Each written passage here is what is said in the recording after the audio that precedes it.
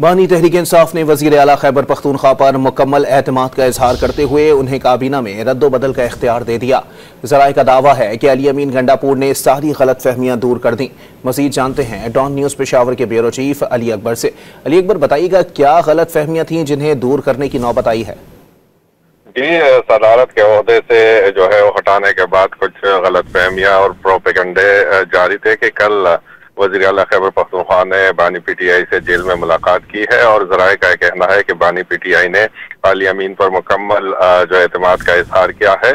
और एक गलत फहमी जो थी वो बुशरा बीबी के हवाले से थी, तो उस हवाले से अली अमीन ने बानी पीटीआई को एतमाद में लिया है।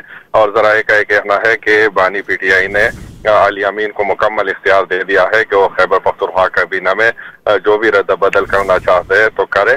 ज़राए ने ये भी कहना है कि 3 से 4 जो है तब्दीलियां सूबाई काबीना में मुतवक्के है।